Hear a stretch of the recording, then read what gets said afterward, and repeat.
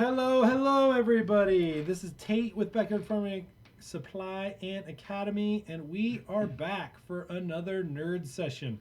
Our apologies if you were on the previous little stream we had going there. We had some technical glitches going on, so we figured we'd just drop that, start back at the top. So I am going to introduce my buddy Leif here, and he is actually a previous professional microgreens grower here in Denver, Colorado. So I've known Leif for a good amount of time, and why don't you tee yourself up, Leif? Tell everybody who you are. Yeah, so I'm Leif Kerr. Have a degree in horticulture from Kansas State University. I specialized in organic agriculture, basically focused on just promoting good, healthy food systems through organic production. About 4 years ago now, when COVID hit, I had a job loss, and my wife had a job loss, so we decided to kind of test out some other ideas for ways to make money, and we found the idea to grow microgreens. Had a lot of the supplies that we already needed, things of that nature. So yeah, we started up a microgreens business, ran it for about 2.5 years, and kind of decided that get back to our other careers, and kind of go back to the route we were on. But it was a really good way for us to kind of survive the pandemic a little bit, to promote our beliefs on healthy food, and to really share a lot of healthy food into the local markets that was definitely lacking at that time from all of the different stuff that we were all dealing with, and supply chain issues and all of that. So that was kind of who I am and where I came from, I guess, on this topic. Sure. So yeah, For sure, and let everybody know how we met and how long we've known each other. So I actually met Leif back in about 2016. Yep. As a grower that was actually using the Key to Life nutrients. Mm-hmm. And so take it away. Yeah, met Tate through a mutual friend at the time, and I was given some samples of the KTL nutrients, and immediately saw some really good results with them. So the production scenario I was in, I don't even remember, about 25,000 square feet or so. We were able to slowly transition over to all Key to Life nutrients, and we're able to increase our yields, qualities, everything became better for us through those nutrients. So out of that situation, I decided to go, Tate was gracious enough to have me to allow me to go try to promote his nutrients. So I did some sales for him for a while. Was able to help some other growers really make some big changes from traditional systems to organic systems through the use of those nutrients. So yeah, that's definitely fully support Tate and everything he does for that reason. Thanks, bro. Yeah. Me too, man. Yeah, no, I met Leif, and I just recognized instantly the knowledge and the passion that he had for agriculture and horticulture, and it made my job easy because I didn't have to explain that much to the guy. So we've just kept in touch over the last few years, and I noticed that he was doing the microgreens thing during the pandemic and during the COVID era. And so I figured I'd bring him on today to talk about microgreens and sprouts. And at the end of the day, a lot of you guys have taken the Backyard Farming Academy course, the Seed Starting Blueprint. And if you guys have taken that, whether you went all the way to setting up a full-blown seed room or just adopted some of the basic principles, you're going to see a lot of overlap with microgreens and sprout growing with some of the most basic core fundamentals of growing and sprouting seeds. So if you have gone all the way to setting up a full-blown seed germination room, this is another opportunity for you to maximize that space and continue to use it and affect not only your diet but also potentially your wallet with the growing of microgreens. So grow freshness all year round, and we're going to go ahead and dive in. So on today's live, we're going to go into why indoor microgreens rock and the difference between sprouts and microgreens and the big debate that there is around those two. But also, we're going to go a little bit beyond the basics, and we're going to go from the hobby side all the way to the hustle side. And what's the difference really in especially the microgreens realm if you want to grow enough for your family versus enough for the neighborhood or beyond. Some of the key markets that you're going to look at, and some of the key core fundamental equipment as well as problems and solutions that you guys are going to need to be able to bring and to identify on your own. So let's go ahead and jump in. But we always got to say, this is all about you guys. So throw your questions in down below.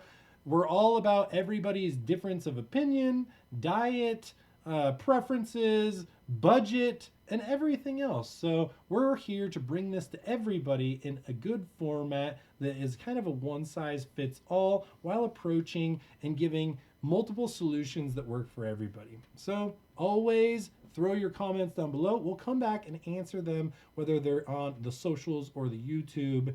And don't ever hesitate to throw your questions out there. So some of the biggest things is obviously, why do we grow greens indoors?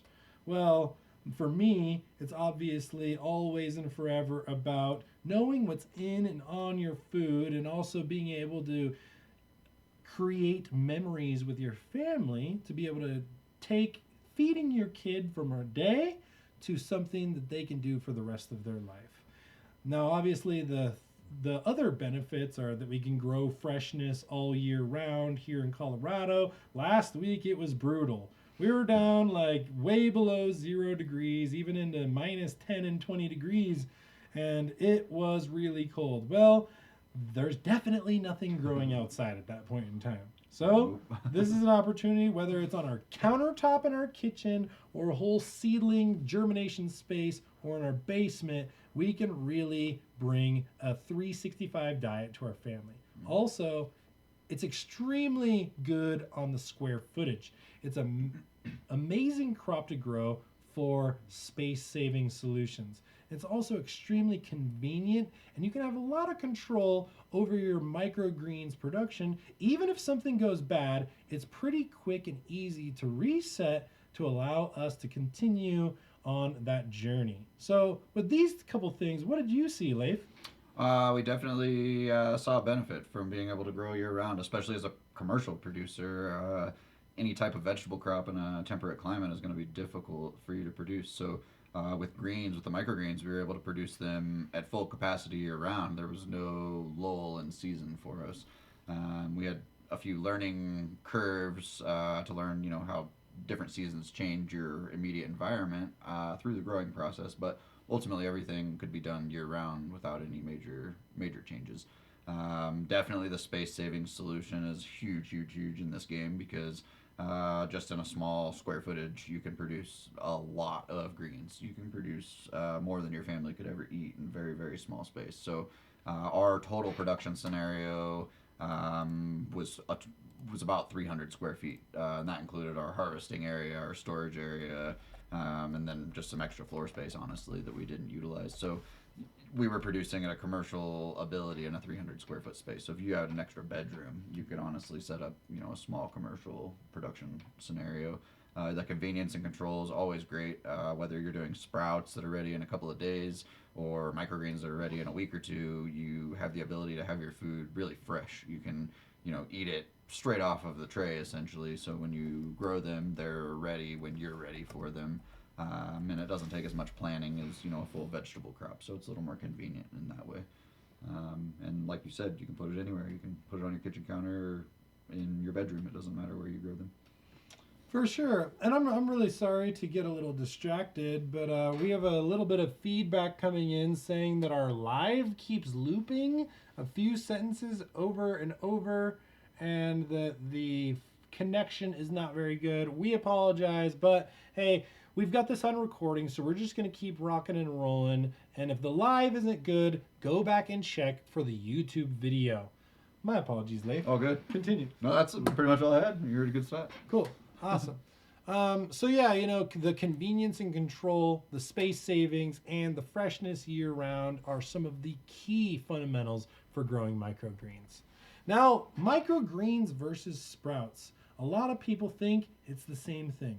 And even though it might use the same seeds, and at the end of the day it might look very similar, there's definitely a big difference between microgreens and sprouts. And I would say, and I'd like to hear your opinion on all of this, Leif, but sprouts is definitely more like this picture. It's meant for extreme small, micro scale. that might be just one meal's worth of Mm-hmm. sprouts or one salad worth of sprouts, because from what I gather, there's a lot of problems with disease and all sorts of health issues. So, where are you at with sprouts, Leif? I've only done sprouts for my personal consumption. I have not done them commercially. A lot of the reason being is that they're, like you said, there's a lot of potential for pathogens, whether that be a plant pathogen that's just going to rot or be mold within those microgreens or sprouts, and the potential for harmful human pathogens that could be in there. What are some And of the most common ones, by the way? human pathogens, Yeah. I would say salmonella probably, listeria, anything that's going to be common on any type of leafy green that that we hear about in any type of food recall would be very possible to get in the sprouts as well. And the reason being is that they're just really wet. They're in an environment that promotes that growth. They're in an environment that doesn't have a lot of air exchange, doesn't have a lot of extra oxygen in there. So it really is promoting pathogens to grow if they're present. Obviously, if you're very clean and you're sterile with your practices, you can mitigate those issues from being a possibility. But I think that that's probably why a lot of greens aren't produced as sprouts in the commercial setting, because you'd have to harvest them and consume them before any of those pathogens could be present. Right.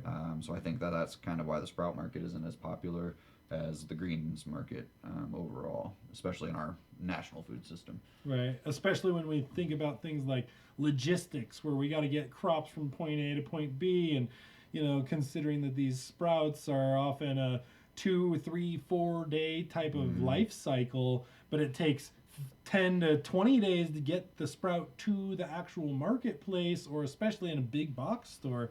Now that just presents a lot of problems that I think is going to ultimately continue to keep that market in more of a homegrown environment. Yep, yep. Or very, very local, like farmers market type settings where maybe people are selling them as a whole jar setup that are already starting to sprout, and you finish out the process. I've seen more of that type of stuff in the local market setting. That makes a lot of sense. Maybe there's some solutions that we can bring to the table there, like beneficial enzymes or potential beneficial microbial inoculants. Obviously, depending on the types of bacteria Right. that are available, but there can be some creative solutions. So you guys continue to put your thinking hats on, continue to experiment and explore with solutions, technologies, products, and methods that might be able to get you to be able to capitalize or be more successful at your sprout growing career. But at the end of the day, one of my things that I really like to think about that's right here is versatility. And I think versatility, whether it's microgreens, sprouts, vegetables, tomatoes, peppers, carrots, onions, squash, whatever, that's what it's really all about. One of the biggest advantages of being a home grower is that you have a versatility of plants, which ultimately gives you a versatility of nutrients, minerals, vitamins, and even enzymes for your own diet. So, a lot of different things to be said about sprouts, but I think that the key fundamental here is that sprouts are really for an extremely small scale, and they're much harder to scale up safely for humans. And they're very quick. So if you're thinking in 2 days I want to have a salad with sprouts on it, you could accomplish that goal. Whereas a lot of the other crops, even microgreens, you have a lot more planning and lead time before that crop is ready for harvest. So that's definitely a benefit of sprouts. If you're looking for something, real quick, real nutritious, and you have all the materials, you can accomplish the goal in just a couple of days. Yep, that's huge. That's huge. So moving on, we're going to go a little bit in the growing process of specifically sprouts. And we've all seen some of these kind of countertop units, and the prices range all over the place, whether we're looking online or at big box stores. And generally, it's a pretty cheap type of system and setup, but some are still double, triple, quadruple the price that it might be for just a mason jar or something extremely cheap like a paper towel. So whether we're looking at jars and cheesecloth and how that helps to grow the crop throughout its entire life, or some of the growing processes in general, like soaking and rinsing, or the darkness and germination cycle, all the way down to harvesting and or hardening of these sprouts. There's a lot of different things that we can consider. And what do you got to say on that for us, Lee? Everything that's on that slide right there is pretty much right on the money as far as what you want to do. I will say I think that the rinsing part is very critical, not only for keeping the moisture content proper, but especially if you're using tap water, you're going to have some antiseptic properties to that water. So if there are molds or anything that got in there during your process of setting the jar up, this is an opportunity to kind of rinse some of that stuff out or clean some of that out. So I think the rinsing is very important. I tell people in vegetable production and food production, tap water isn't the scariest thing in the world. There's a lot of benefits to actually using it. Obviously, make sure your tap water is clean of heavy metals and things that are scary in that regard, but the chlorines and the chloramines that are there aren't persistent long enough to be harmful to humans when used in a setting to rinse and wash. It's just that's a fact. And so a lot of the benefit of tap water comes from that property essentially, and the sprouts especially, because you'll be able to wash some of that stuff out of there that would otherwise cause you problems.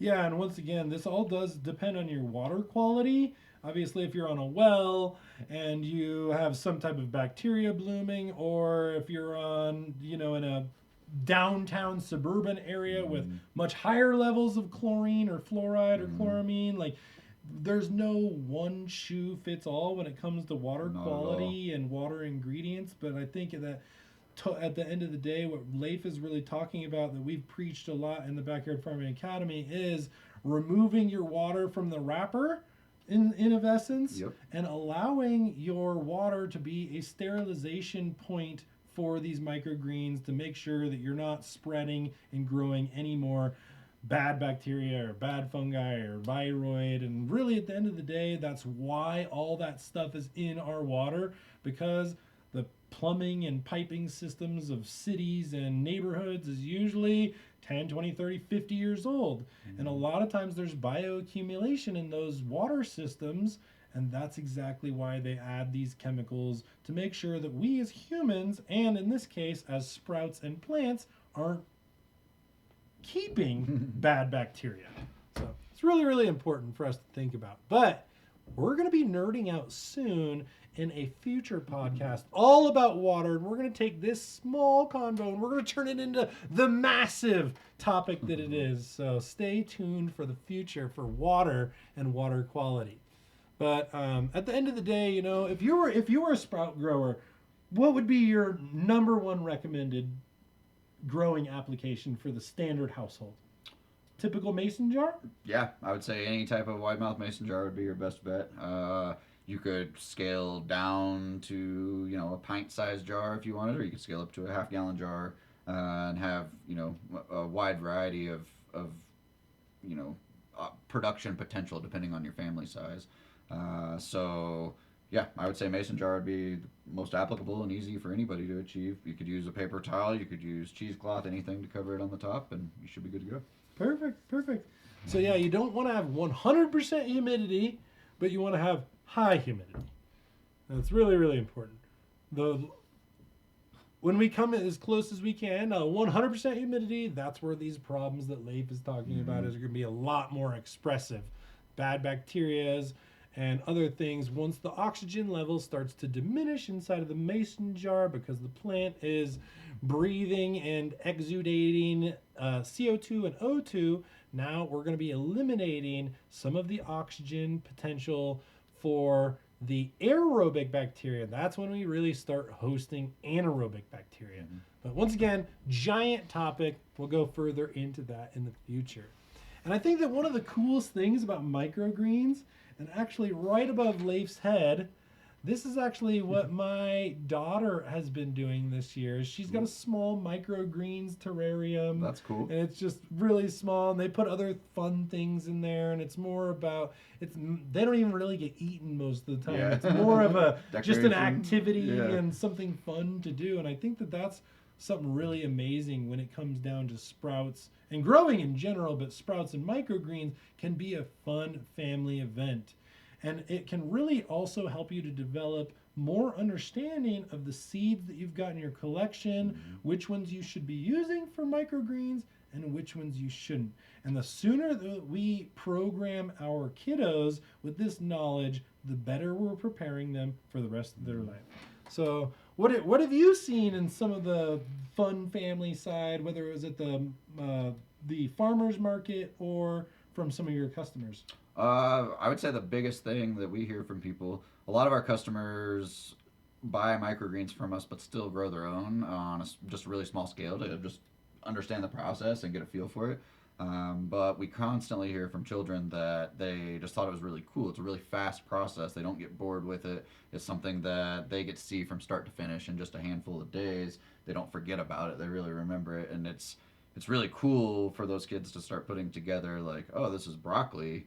I'm eating broccoli, but I'm eating a different version of broccoli than what I get from the grocery store, what my mom puts in my food at home. So it's pretty neat in that regard because, it, like you said, it really fosters the one, knowing where your food comes from in children, but also just giving them the basics of, understanding what healthy food even looks like and what it is. So, and I think that one of the, beside A plus, totally agree. One of the biggest areas that they are going to see is exactly what Leif said. They're like, oh my gosh, this is broccoli, but it's broccoli that's this big and it's a little baby seedling sprout instead of a mini tree like all kids like to think of broccoli. And usually that's how we get to convince them to eat it. So really, really cool stuff. And I definitely recommend, if you guys haven't checked out, and you've got especially little kiddos, to check out one of the Grow and Glow terrariums. They are a fun family activity. I might do one of those. Yeah, and what's cool about it is you can dress it up. You can make it look exactly like you want. I've even seen some people put insects in there and all sorts of different things. And once again, you might not even eat the microgreens that come out of it. It's just something fun. Yeah, a little ecosystem. I think it's really, really important. But diving a little bit more into microgreens, I think that this is, if you guys are really looking to satisfy or use some of your seed starting station and achieve larger volumes of plant mass, I think I would steer you definitely toward microgreens over sprouts. And ultimately, the flavor kings of the tiny greens are in microgreens. When we look at nutrient density and flavor, also texture, or just culinary delights, there's a lot of different things that we can do with a huge diversity of seeds that we can sprout as microgreens. And that's kind of confusing, right? Sprout is microgreens. But all microgreens start as sprouts, but are maybe cultivated in a little bit different format that allows more plants or more seeds to be grown for a larger family or more large dietary target. So take it away, Leif. What do you got? Okay. Well, microgreens, like Tate said, are just full of flavor. That's the biggest thing about them that we consistently heard from customers and restaurants is that, one or two microgreens on a plate can make a difference in the flavor profile of an entire dish. So we were growing a lot of things that were, very, very flavorful. Anything from broccoli, you get a broccoli flavor, to radishes that taste just like radishes. Yeah. We even went as far as growing sunflowers because they were a crop that had a lot of good texture to it to start, but also kind of like a nutty sunflower seed flavor to it. And so that became, something that was very popular as well. But basically, just there's a lot of benefit to microgreens overall. Their nutrient density, some of the research I had read claimed 50 to 100 times more nutrient dense in the form of a microgreen than its adult counterpart. Wow. And I believe a lot of that comes out of the seed itself. You're basically, in one tray of microgreens, you're potentially having several thousand plants. And so when you eat those little tiny plants, they've got all of that nutrition from every single seed packed into that little tiny thing, and you're eating thousands and thousands of them, potentially in a salad. And so the amount of nutrients that are there are just second to none. They're very, very high. The flavor profile changes significantly from the sprout stage to the microgreen stage. So sprouts are basically just going to be the root that comes out of the seed. There's not going to be a lot of leaf matter or anything else along with it.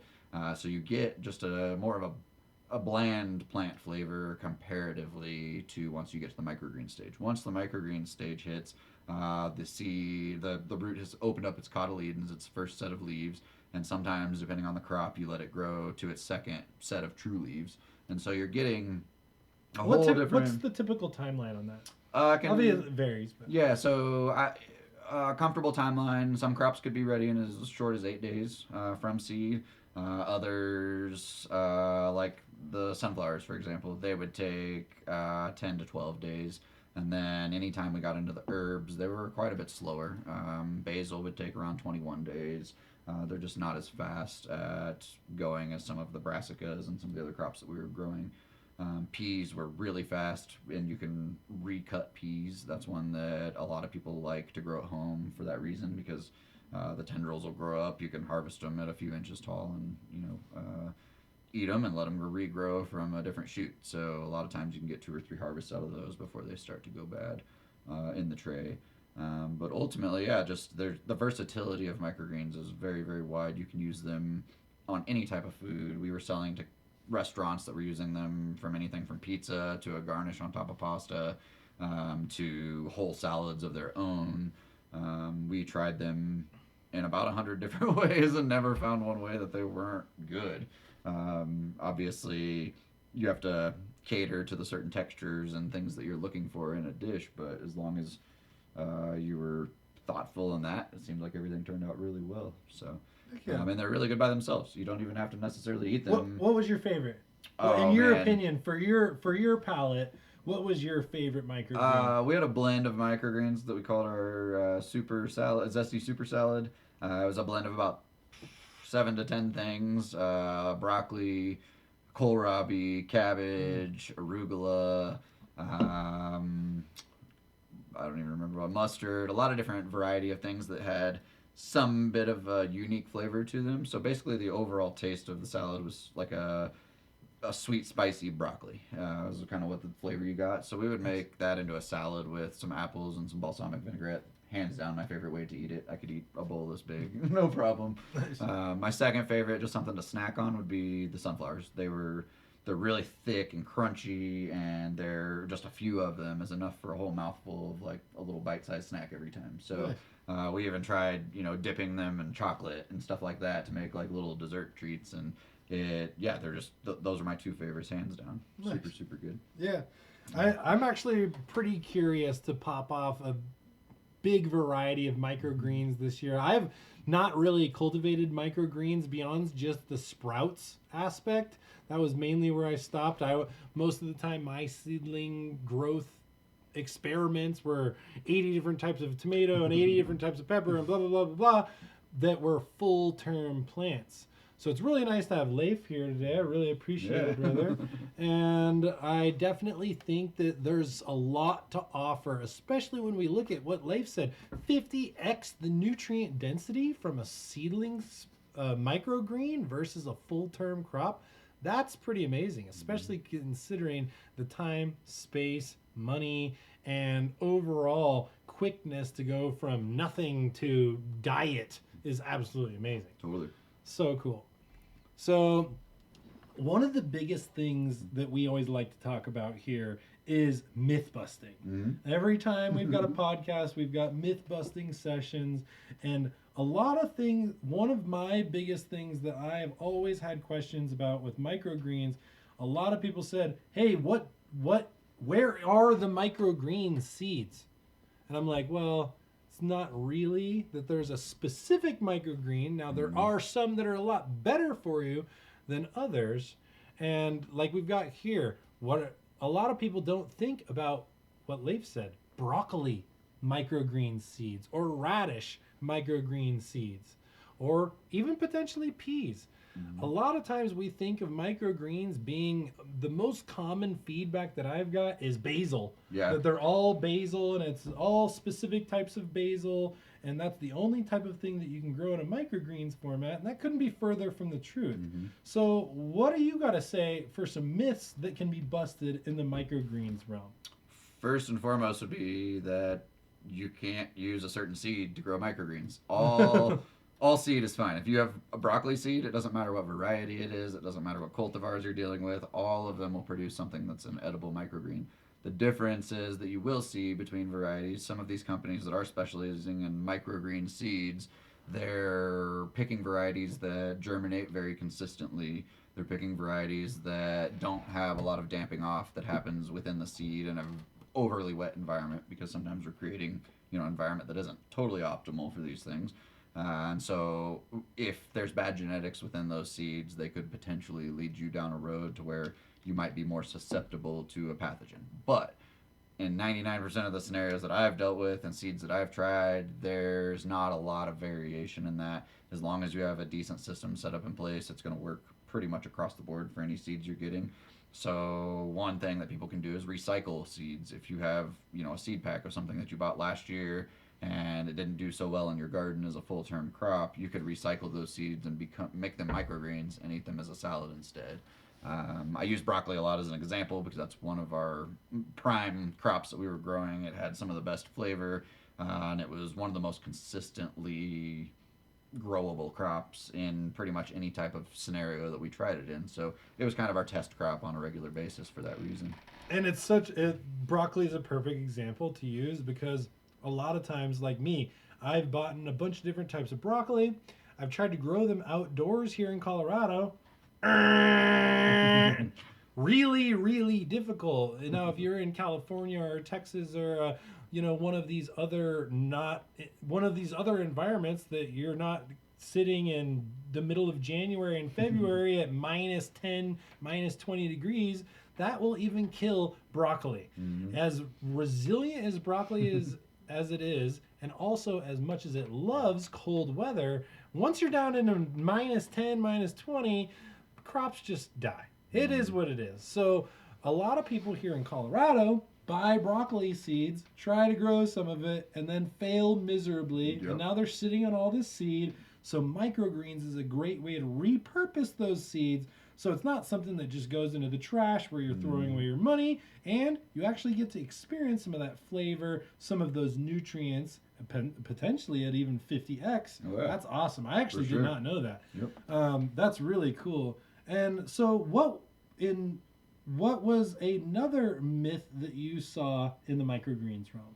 A lot of what I saw was just differences in opinion and production scenarios. So I've seen anything from you can't use nutrients to use a whole bunch of nutrients to everything in between. And so there's a lot of just variations within the production scenario, and I can only speak to what worked for me directly. But a lot of that came from the trial and error of reading what other people were doing and experimenting with their systems. And so a lot of it's not a one-size-fits-all scenario. I think that's the biggest myth that I came across besides the seed scenario, is that everyone thinks that everybody's going to be able to do it the same way in their exact same set or in completely different settings. And so that's one thing that you have to take everything that you read and see, and my own advice, with a grain of salt and try to apply it to your direct scenario. If you try something that somebody else is doing and it doesn't work, you have to start just making little adjustments, and you'll get there pretty quickly. It's not a complicated process to dial in and figure out, but it does. You might need an extra fan, or you might need more dehumidification, and you have to just find those things out in your particular setting. And so that's one reason that I think on a small scale, this is something that is a little nicer, because you don't have a lot of materials and a lot of things that you're having to constantly buy to make these small changes. All the changes generally are pretty subtle. You might try a different type of medium, or you might try warmer or colder water, or setting the tray in just in a different spot in your house might even be enough to change things. So definitely not one size fits all, but definitely something that can be made to be one size fits most with just a few minor adjustments. Yeah, and I agree, and I think that that's agriculture in general. 100%. At the end of the day, it's really funny because sometimes I'll be giving the podcast, going through the Backyard Farming Academy content, and I'll give one answer that's over here. And then I give one answer that's all the way over here. And sometimes it can seem hypocritical or contradictory, but it's just the nature of the beast. Mm-hmm. Because if I'm growing in my basement, versus in a greenhouse outside here in Colorado, we're talking that's almost polar opposite growing environment. That's gonna affect your lighting, it's gonna affect your temperature, it's gonna affect your water temperature, it's gonna affect the air circulation needed, it's gonna affect the amount of time that you need. So ultimately there's so many myths to bust, and sometimes those myths bust their own myths. Yeah. And I think that that's the coolest part. That's one of my biggest fascinations about agriculture in general is there are 1,000 ways to do it. So we always recommend that you guys keep exploring, keep trying, and ultimately through success we learn, but usually through failure we learn more. 100%. Yeah, life in general. Yeah. So, there's a couple things when we look at microgreens growing process when it comes down to like the seeding secrets, like what type of media, what type of cloth, what type of compression are we using during the actual seeding to get the seeds to lay flat and so that they are not receiving too much air. What about hydration? Do we need to water the living crap out of them? A lot. That's another big myth that I actually find a lot is people think that microgreens take a tremendous amount of water for some reason. And I feel that it's the right volume of water. Yeah. Once again, how do you specify that? Well, what's your temperature like? What's your humidity like? What's your media like? So there's a lot of different things that we can look at, and one of the biggest things that I recommend when we look at hydration is spray bottles, but also practicing media moisture. So knowing your media, knowing how much water that it holds, and then taking that into account in the grow environment to maximize your germination. And when we look at germination, it's really, there's so many different ways to do it. And I know that Leif had a couple proven methods that he fell in love with for germination. Dive in, brother. All right. So a lot of our biggest problem initially when we started growing was that we weren't getting even germination, or we weren't getting even growth once the germination had occurred. We would get, ranging plant heights.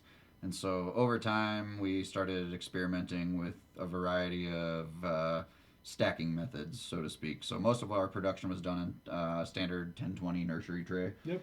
We would seed all the trays, and then we would stack all of the trays up. So we could stack about 10 trays tall, and then on the top tray, we would put an empty tray with a couple of bricks in it, something just for a little extra added weight. And what that would accomplish is as those seeds germinated, they would all be held down to the soil surface. So they would all get to take in a little better. We would get much more even germination to start, and then we would leave them for 4 or 5 days till after the seeds had all germinated and they had started to push up on the trays. They will actually lift the trays up. You could get... Even with the bricks? Oh, 100%. The whole tray stack will fall over if you don't move it fast enough. So once they start pushing up, then we would unstack the trays. And that's when you get just really even, consistent, high, consistent germination. With that, you have to be a little bit careful because you are also promoting that mold we were talking about a little bit ago. So when you have those trays stacked up, there's virtually no airflow. Whatever moisture content you put in the beginning is pretty much going to be what you have for that 4 or 5 day span or whatever you're waiting for. So you're in a situation where you have to promote as much cleanliness as possible. I'm very much a soil grower. I don't use synthetic nutrients. I don't use anything that is inert media. Yeah, I don't generally use things that aren't going to be helpful to the environment when I'm done, essentially. And so we were using a mix of peat moss, which isn't always the best option for sustainability, but our volumes were very low on what we were using it, and I hadn't found a better alternative to use at that point. So we're using a combination of peat moss, some aeration, which we use rice hulls. They were recycled rice hulls that come off of the rice grain, so it's a byproduct of the rice production process. Very airy, very fluffy, and they contain virtually no nutrition. They're just an inert product that allows some more air flow into the soil. And then our third product that we would use or component would be compost. And it was a very small part of our mix for a lot of reasons. The primary one being is too much biological activity. When we started up the compost level to increase the amount of nutrition and water holding capacity that we had in that soil, we started to see tons more mold growth, tons more, mainly cobweb molds that would just inhibit the germination or eat up the recently germinated seeds. And so you just would get all these die-offs and spottiness. Once that happens, it promotes, secondary growth of other pathogens that are going to get in there and eat all of that dead material. And so a lot of times you'd get trays that were, the top third may be good, but everything below that had rotted and become unedible essentially at that point. And so a lot of what we started to experiment with at that point was how do we sterilize our medium a little bit on the surface to eliminate that growth. And what we came down to is using burlap. There's a local coffee producing company here in Denver that we could get the bags that they use to ship their coffee beans.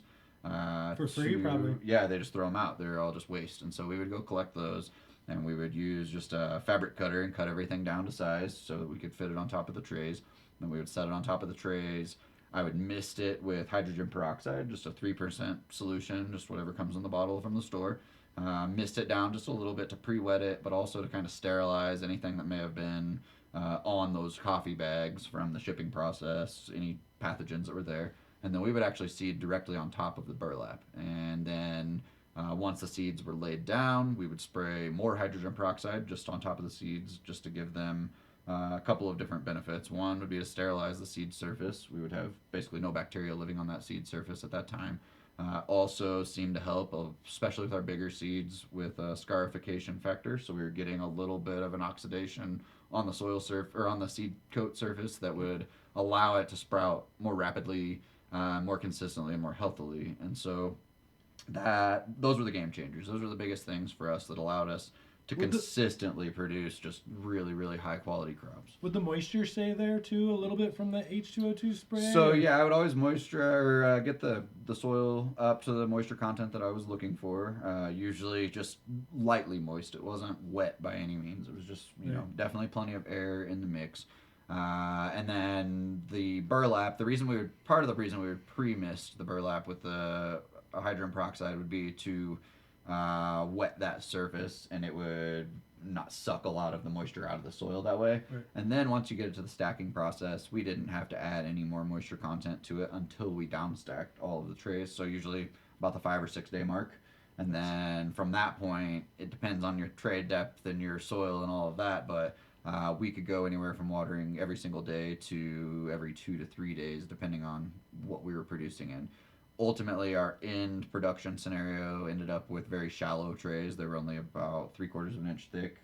Bootstrap Farmer is a company that sells a lot of the materials for this, and so they have a food grade material tray that is really shallow, really durable, and reusable. So that's what we were growing in. Those trays required water every single day because they're very, very shallow. Right. But we were seeing way faster growth with those more shallow trays. Because the roots were able to just max out their space faster and able to take up everything that was in that soil and just kind of shoot up. So we were seeing multiple benefits because we were using less volume of material to start. When we went with the normal depth tray, it was 3 times as much medium that we were having to fill in the trays. And that's just when you're mixing it yourself and doing all of that, it takes a lot of time to mix 3 times as much. So that's kind of why we initially decided to try to downsize our trays, and a lot of the root zones that we were seeing when we were emptying the trays out, we were seeing some of those deeper trays weren't completely full of roots, so we knew we were wasting some soil essentially in that production scenario. So we went to the shallower trays. Those trays definitely require more care and thought, especially when you've got 100 of them, you may have variations. So a lot of it was just going through every day and lifting a tray from one end and seeing, if it was lighter than the tray next to it. And if, you have all heavy trays, they're good for that day.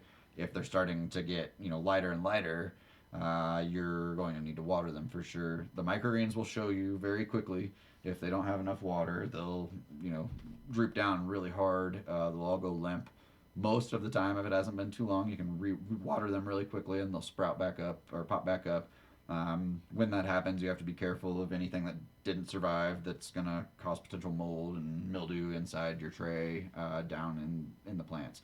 So planting density is a thing that is very important when you are planting. We had very specific weights of every seed that we used per tray. We would weigh out solo cups. I'd have a stack of 20 solo cups with the same amount of weight of seed in every single one of them, and we would just mass produce the trays that way. The seed ratings that you see or the seed suggestions that you see online generally are way too high. You're gonna have so much planting density in there that you're gonna end up with rot no matter what you do. And a lot of that I think is because of, they're counting on not everybody getting full germination on their crops. It's a lot easier to get full germination than you think it's going to be. So definitely err on the lesser side and work your way up, especially if you're only producing for yourself. It doesn't matter if you get that extra couple ounces per tray.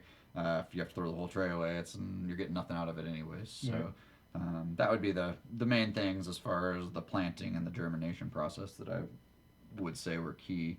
The burlap and the hydrogen peroxide were hands down the biggest changes for us as we produced, and every time we tried to experiment not using them, the experiment did not go well, so definitely became just a normal part of our process, and it was definitely a silver bullet, so to speak, in the process from what everybody else was telling us. That we were talking with a lot of other greens producers from other places, and we weren't necessarily experiencing the same things that they were experiencing, and a lot of them hadn't come across the exact same things that we were dealing with. If you were trying to grow in a more sterile situation using synthetic nutrients and not using an actual medium, a lot of people can grow them on something totally inert. And in that scenario, yeah, you might be able to not have to do the hydrogen peroxide as much, but you're also not going to be growing something as nutrient dense. You're also going to be using non-sustainable nutrients to achieve that goal. So and then you're going to be eating them, and then feeding them to your family. Yeah. So it's that's the reason. If you're going to go organic, I think that the hydrogen peroxide becomes a critical part of that. Yeah, that's really interesting. When we look at a lot of my seed sprouting experience is all about automation. What were you doing to automate the watering? Was it all just initial medium moisture? Pretty much. Depending on, like I said, as we scaled up, we were definitely going with the more shallow trays, and we had more trays in production, more lights going, more heat, more just moving parts. And so on those days, I usually had about 40 to 60 trays in production at any given time. And it was a 15-minute job every morning to run through, check trays, and water anything that needed to be watered. So everything was done by hand in that regard. If I were going to scale up even more, something like a conveyor belt with a water tunnel on it would be all you would need. Just stick them all on there and stick them back on the shelf when they come out. That would be something you could water everything in a very short period of time. Would you recommend doing bottom flooding?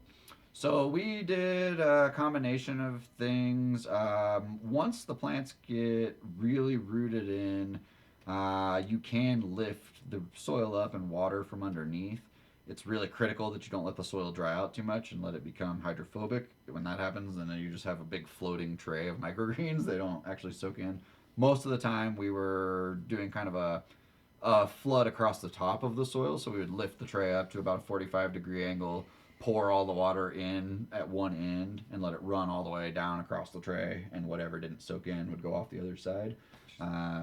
So that was a way for us to keep everything just very consistent and make sure we weren't over watering. If it didn't soak in, it didn't need it. Right. So it was a very quick process each day. Each tray only requires maybe a pint of water at a time, so just a little tiny pitcher or scooper is all you need to do 2 or 3 trays at a time. It's really quick. Super quick.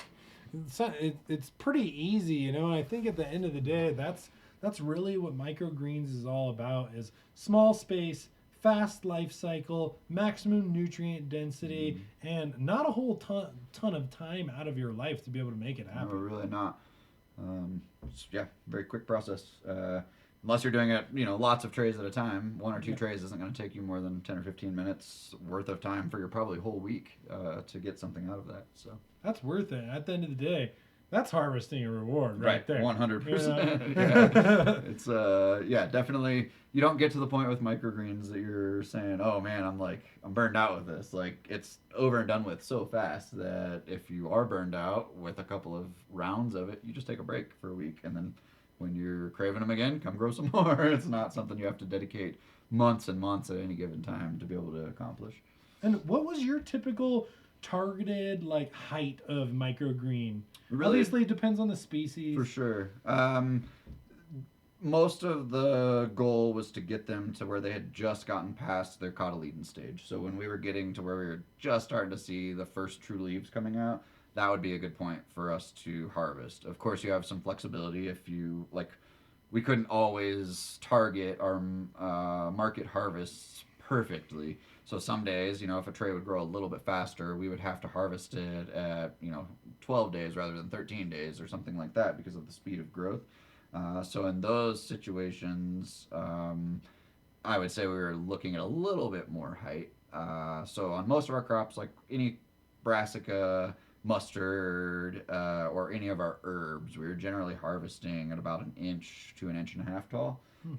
Sometimes we could get them to stretch to 2 to 2.5 inches, depending on temperature and lighting and all of those things. So those are variables that you can play around with. The lighting, one of the things we saw is going with a weaker light was actually more beneficial to us in the long term because it allowed those seedlings to etiolate a little bit and grow, stretch for the light. And so we would get longer, better looking harvestable greens out of that. So ultimately, yeah, less light sometimes is more in the microgreens game. It can definitely speed things up and make the plants reach for it a little bit more. Things like peas, they were harvested usually between 6 and 10 inches tall because they'll just shoot up and the whole tendril is really crisp and doesn't get woody until they get 10 or 12 inches tall. And so we would maximize those out and get as much as we could out of a tray, and we would sell them as whole pieces, and people could cut them down if they wanted for food or to cook with or to garnish with or anything. But they had just a snap sugar pea flavor to them, so you could eat them in a variety of ways, even just snack on them by themselves. Other crops like sunflowers, they would be somewhere in between. They'd be 4 or 5 inches tall usually, depending on where they got to. We also did grow some of our herbs past the microgreen stage. So the stage just after microgreens would be considered petite greens. It's the stage between microgreens and baby greens. So petite greens are generally like basil, for example. You would grow it until it has 2 sets of true leaves, and the first set of true leaves is about the size of a dime. Once it gets to that point, that's a lot of what you see on like really fancy plates and dishes. They'll set one of those things in the middle of the dish on top, and that's why they have it. They have you grow it that way, so it looks nice and presentable. Those crops are worth a lot of money. Those are worth a lot more than microgreens, but they take another week's worth of production time in addition to the microgreens. And that's a lot of time for air to happen. There's a lot of that's when the error does usually happen. Exactly, Right? and they're just more susceptible when they get to that stage. When they're still small, you're dealing with so many plants and so much bulk that they kind of protect each other when you're harvesting them and washing them. There hasn't been and enough all time that. to bioaccumulate and for real problems to Right. establish unless you're going wrong on any of the other previous things. Right, we and just talked about. keeping moisture content too high is generally the only thing that would cause that. But when you're harvesting, my process included a washing of all of the greens, and a lot of that is because we had to package them to take to the market or to take to a restaurant. We knew they had to have a shelf life. A lot of our greens would last for 3 weeks after we harvested and packaged them. So the process we would use, just like in this photo here, a pair of scissors, and we would basically hold the greens with one hand and snip across at whatever level we wanted to cut them at, usually as close to the soil as you can get. Without getting soil on the actual plant, which the burlap really helps with that. You have like a barrier to kind of keep everything clean. So we'd harvest them out that way, keeping an eye on any molds, anything that had rotted in there, avoiding those areas of the tray. But basically, once you get everything cut out of the tray, we would collect it in just a sink full of water and soak everything. Part of that was to take the heat, the field heat, which we weren't in a field, but to take the light heat out of those. So once we harvested them, it would keep them nice and crisp, get them ready for the refrigerator, and they wouldn't sit in there and sweat so much within the refrigerator. After we took them out of the water, we just kind of shake them out and then put them into a commercial-sized salad spinner and spin as much of the water as we could off of them. And then we would just lay them out on an open tray in open air and let them air dry for another hour, hour and a half.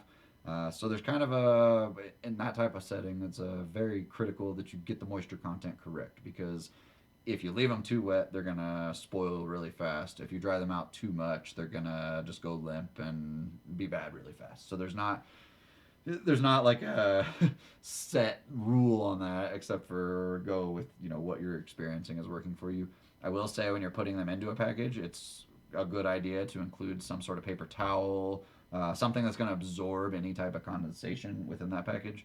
You're harvesting a living plant. It's going to transpire and breathe once it's in that package even, and so all of the transpiration, all the moisture that gets put into the air inside that package, a lot of times it's going to condense on the outside of the package just from the heat that the plants are making in there.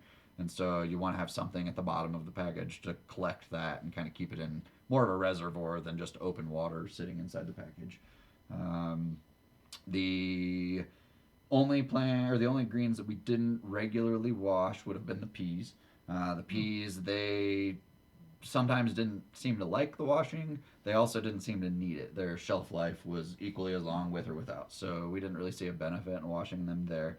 But all of the smaller greens, anything that had any potential for, you know, a little tiny leaf to break off and get stuck somewhere on a stem of a plant, those were the problems that we saw with molds and things like that. So that's why we were washing. Once we started washing with tap water, hardly ever saw any type of molds or rots until, you know, the week 3 or past that point. It's super interesting. And obviously, you guys can tell Leif has got a good amount of experience with microgreens. I'm so pumped to have you on here today. I'm learning right now, and that's what it's all about, you know. For sure. I love learning. I love learning too.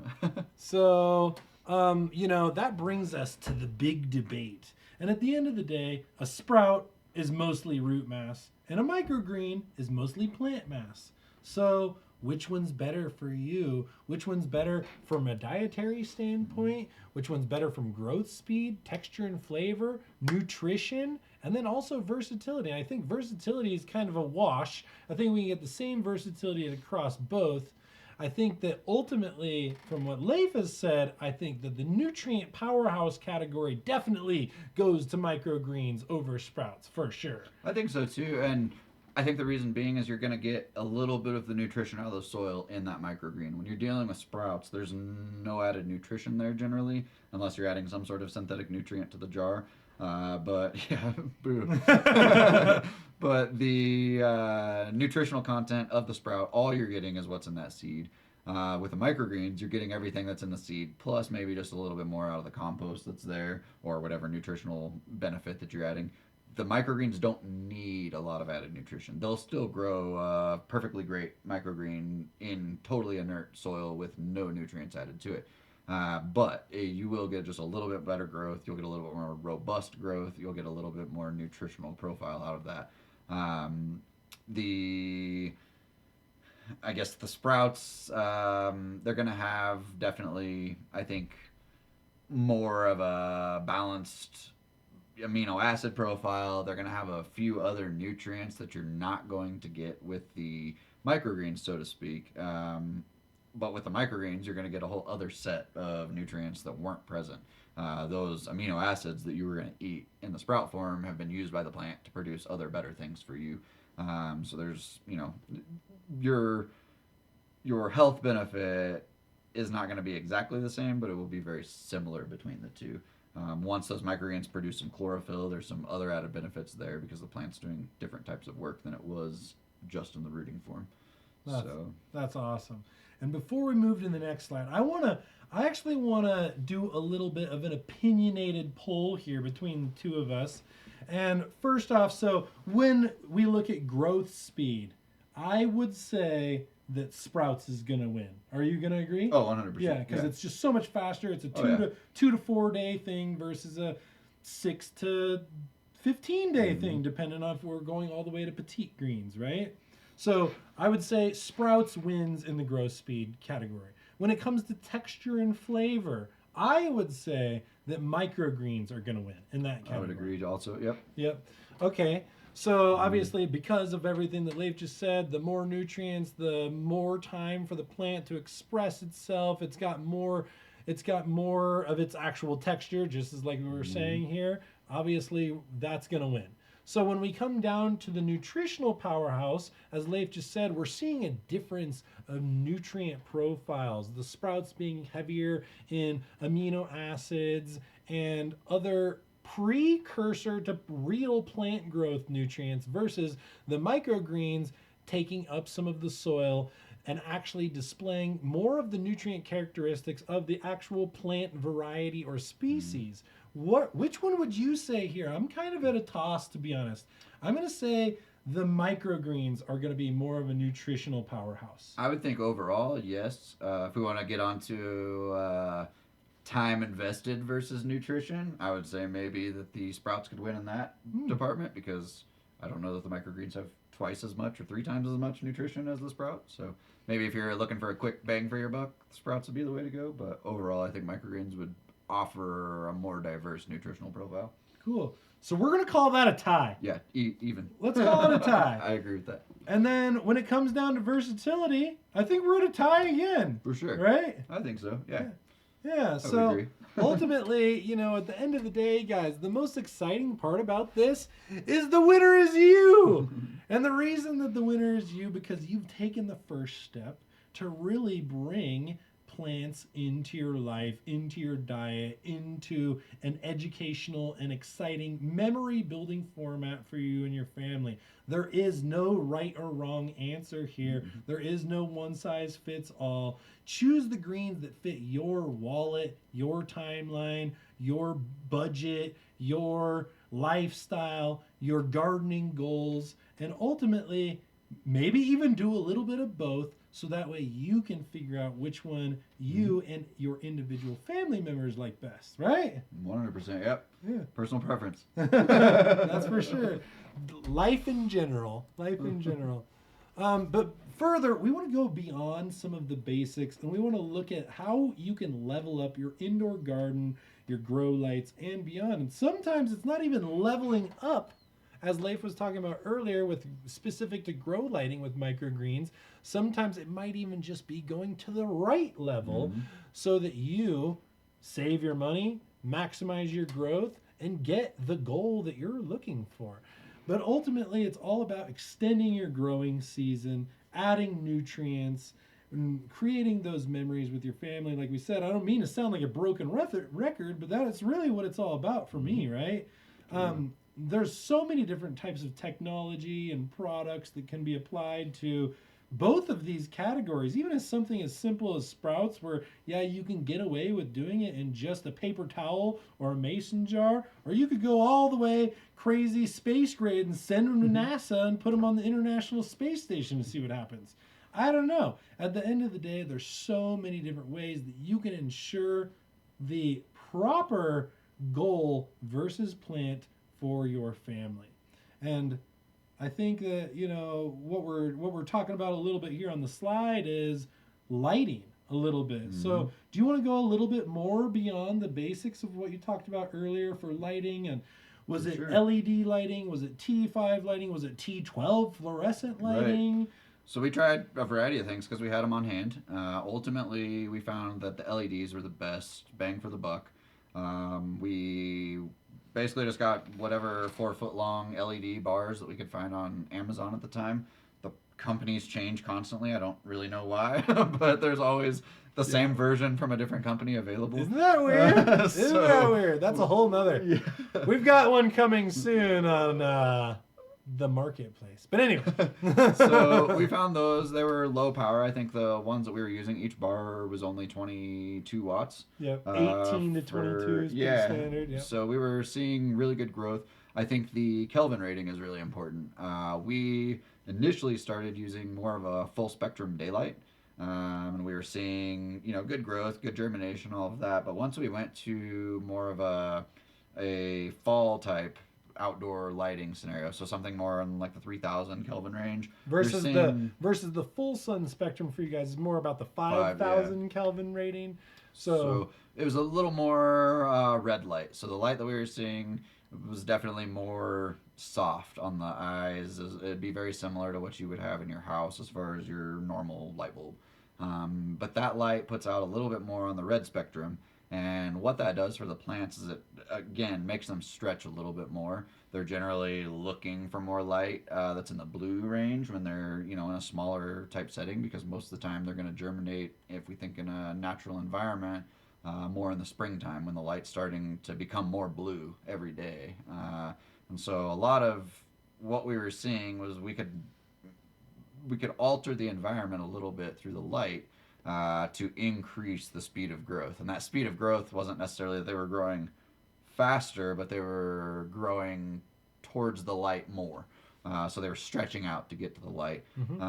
We weren't really seeing necessarily a huge yield difference, but as far as the usability of the crop, we were getting things that were much more visually appeasing. They were definitely easier to harvest because they were taller, things of that nature. So there were some benefits just to that. The other side of that, like Tate said, once we got too much light, we started to see kind of a negative impact. One, from the heat generated. If we put 4 of those bars over a rack of shelves instead of just 2, sometimes we'd get a little bit of a heat buildup in there, and the watering would become a little inconsistent, or the edges of the tray would try to dry out. Then we would also see those plants being stunted in height because they were growing so much thicker stems. That we were, finding difficulty in harvesting them out because we had to be so much closer to where the leaves actually were growing on the plant. So there's kind of a sweet spot. You could definitely do too little light where your seedlings are going to come up too weak and they're going to fall over before you're able to harvest them. So I would say a little bit more than what you would normally have in your home, but not as much as what you would think, to grow even a high light houseplant. Right. It's super important. And this reminds me and brings me back to the seed starting blueprint, because we talk about leggy growth in there. And when we're growing something like a pepper or tomato, we want to give the first initial cotyledon and first true leaf set enough space from the soil, but then we want to keep those nodes almost as tight as absolutely possible. Versus it's not necessarily opposite here, but we want enough stretch that we can have some legginess that ultimately then brings our growth to a darker green. And in general, redder lighting makes darker green growth versus more white or more blue lighting. So, and also you're going to get a little bit thicker growth off of those leaves because of red lighting. And obviously, once again, sometimes it's almost immeasurable, but it's measurable with the eye and maybe not necessarily a measuring device. Right. So, yeah. Right? I think that's accurate. Cool. So, obviously you've gone from hobby to hustle.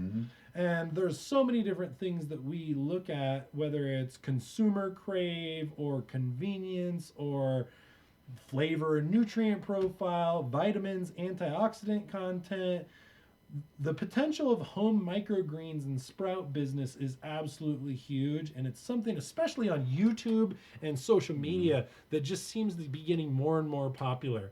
And there's good information and there's misinformation. What did you find that helped you, besides everything that you've already talked about today, the serious knowledge bombs you've been dumping? What was some more of your key components to going from hobby to hustle? The main thing, well, the time period we were doing it was very unique and difficult because it was, during the pandemic. So a lot of our experiences were not consistent with what would probably happen now. Right. Also, during that time, we weren't the only ones that decided to start growing microgreens. It was like a bunch of people. It was a craze. It was like everybody in Denver decided to start growing microgreens. So we were one of about 4 different companies that popped up that were actually trying to do it in a commercial regard. And so that kind of made things, not necessarily saturated, but it made things a little more difficult to capitalize on that small restaurant market at the time. Right. Ultimately, I would say, first and foremost, don't expect the money that you see that is listed online. Some of these guys are like, you can make $20,000. Yeah, you might be able to. I'm not saying you can't, but it's not going to be as easy as what they're making it look like it's going to be.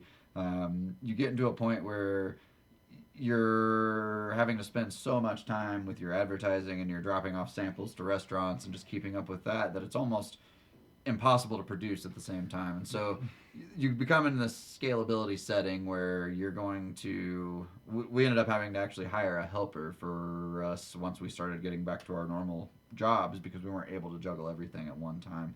And so just somebody to, help with the cleaning process sometimes, because if you have so many trays that you're dealing with, you want to keep them clean and you have to continuously wash them and, get them ready for the next round. And so there's a lot of extra work from a commercial standpoint or building up to a hustle standpoint to where you're going to have to find what works best for you to cut out some of those extra time consuming things. That's one of the reasons I mentioned, we went to less soil, is so that we didn't have to be mixing up as much or dealing Buying as with much. buying as much, dumping as much. All of those things Yeah. became much more easy to manage. The harvesting, when you're doing large scale, is very time consuming. Days before market, I would usually spend 6 to 8 hours harvesting nonstop. Just everything that we had, I would just be harvesting constantly, constantly, constantly.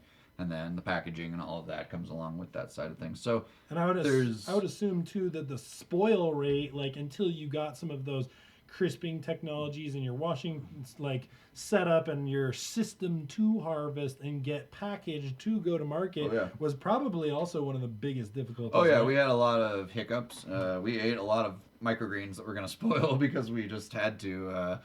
Honestly, we got burned out on microgreens at some point because we were just eating like a pound salad of microgreens every single day, and so that's awesome. It's great, but at the same time, we wanted to sell those microgreens as well. Yep. And so yeah, we had to experiment and come up with what our best packaging options were, label options. At the farmers market, we had to manage temperature outside. We didn't have a refrigerator to keep these in, so we had trays of ice water that we had the greens basically floating on top of to keep them good to go. But if you use a non-waterproof label, then you're dealing with leakage and ink in your stuff, and so it was a lot of just trials and tribulations to get to what worked on a small scale but in a commercial type regard. We didn't necessarily intend to ever take our project and turn it into something full time that was going to be our sole income or anything like that. I think we could have gotten to that point if we had truly wanted to. I think the main thing would have been advertising and developing some more of these restaurants relationships that we could have. We had 3 restaurants that were really consistent. One restaurant that was extremely consistent. They would buy from us every single week. We would drop off 10 to 15 pounds of microgreens to them. And so if we could have had 10 or 15 of those types of customers, it would have been a very sustainable type business. Bulk packaging is obviously cheaper and easier to do. I'm sure you could speak to that as much as anybody. But it's just finding what package sizes work. There's a lot of market research that went into it for our really specific market. Originally, we thought everybody's going to want a bigger package size, and then we had people coming back at the next farmers market saying we haven't eaten all the ones that we had yet. They're still in the fridge, or they're still good. So we didn't necessarily want everybody to be able to hold on to them for 3 weeks. We wanted it to be a small enough package size that they wouldn't have the opportunity for something to spoil. Then obviously want to come back the next week and buy from us at the farmers market as a benefit of that, as that we were going to see. Yeah. And so I think those are the main things. Grocery stores are a really tough sell. We spoke with a lot of different grocery stores that were of varying scale. Most of them have kind of a strange relationship with their vendors if you're a small vendor.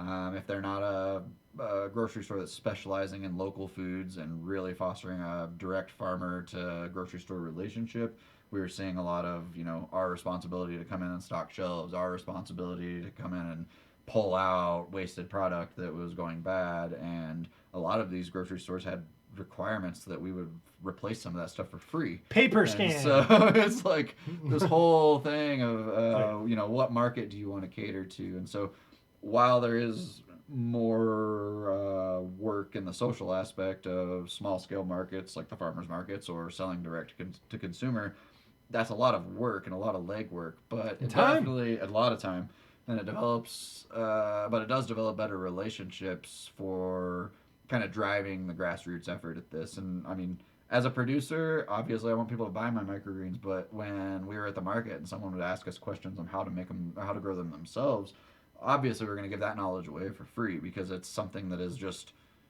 valuable to the food system. If everybody can do this, if everybody knows what these are and can just even talk about them to somebody they know, then that drives a benefit to the whole market as a whole. And so I think that every day that was the ultimate goal, was just to promote microgreens to anybody that wanted to learn about them. The spiel at the farmers market to every person that came up that what are these? We've never heard of these before. It was awesome to see people's faces light up, and when we give them a sample of something, just they would taste it, and then it was like, wow, I've never had anything that tasted that strongly before, like broccoli or like radish or whatever. So yeah, definitely, there's a lot of hurdles to overcome to get it to the hustle standpoint. We probably scaled a little faster than we should have, but we didn't have anything else to do. And so it was kind of like well, let's just plant a whole bunch of seeds and see what we can make happen. And so I think if you started, doing it for yourself to get all of those, problems out of the way and all of the whatever you're dealing with, and figure out how to grow them for yourself, that'll be a much more enjoyable process than going for the money. Once you see that, I'm really good at producing this crop specifically or this range of crops, yeah, try to sell some to anybody. I think that, just getting the word out there and getting anybody to taste this in a situation that's not used as a garnish on a plate, I think that is a total key to the whole system. Yeah. Yeah.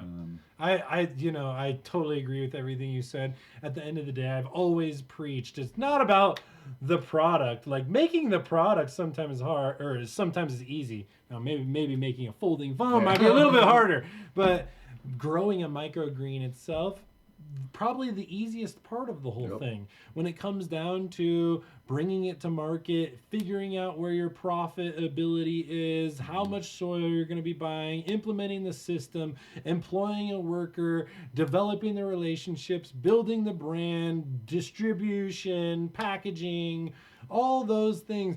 That is where it's like, wait, I thought I was growing microgreens. I didn't know I was going to be a social media brand, and that was something that hit me upside the head a long time ago, and still, to be honest, does.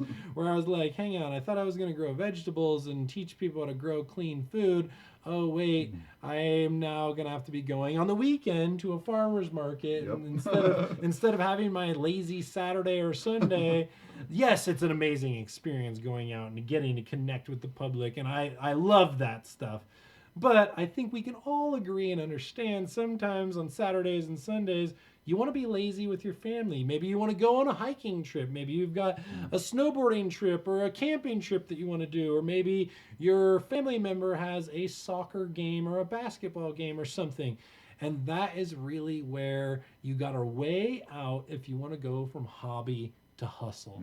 And I think that Leif said it best. And obviously, we can both speak to this tremendously. And this happened to me back in the day when I was Key to Life Nutrients, blending in Tupperwares and scooping one scoop into a Ziploc bag with Sharpie marker instructions, all the way to years later having 10, 15, 20 people on a production line doing packaging, and then overproducing the packages and realizing, oh my gosh, now I need to build the brand and I got to make my distribution connections and all of these other things that you do not expect.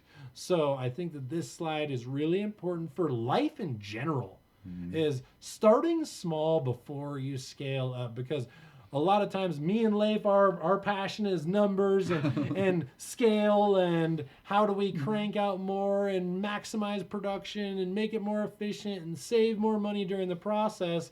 But at the end of the day, if you do all of that and then you've got a bulk amount of product without 1 million followers on YouTube and Instagram to be able to purchase it up, now you're going to be sitting there questioning if you went too big too fast.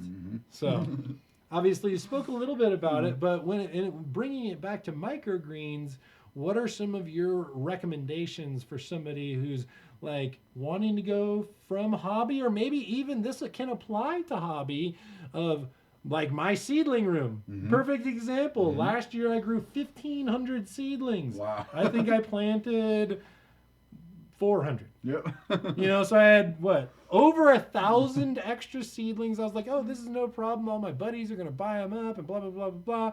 Well, it's a difficult thing. So when it comes to microgreens, what would you recommend for starting small and then scaling up? What would be your initial start point for, let's say, a family of 4, something like that? Try out lots of different crops. Try to experiment with growing a variety of things. But ultimately, if you're trying to sell them, don't try to sell that large of a variety of things. Hone in on what you are good at growing first and foremost. Hone in on what the consumers are asking for first and foremost. We found that one right there. we were growing our zesty mix. Had, like I said, several different things in it, and we were growing a lot of those things independently as well. So broccoli, for example, we were growing by itself, but it was also part of our zesty mix. Over time, we got to the point where we weren't growing a lot of the individual things that were in our zesty mix. We were just offering the zesty mix because people preferred the variety. They wanted the mixture rather than the individual components. Things like the sunflowers, they were very unique by themselves, so those weren't something that it was ever difficult to sell without mixing them into something. So a lot of it, I think, would be find whatever your market wants. A lot of people online were saying that pea shoots were going to be your bread and butter, that would be the easiest thing to grow and sell. We did not find that to be true in our situation. We're competing with mass scale pea shoot producers at any of the grocery store type places, and then on the small scale, they're not something that everybody wants to eat every week necessarily. And so that was something that you have to find the handful of things that are unique enough from each other, but also the same enough to be able to grow consistently in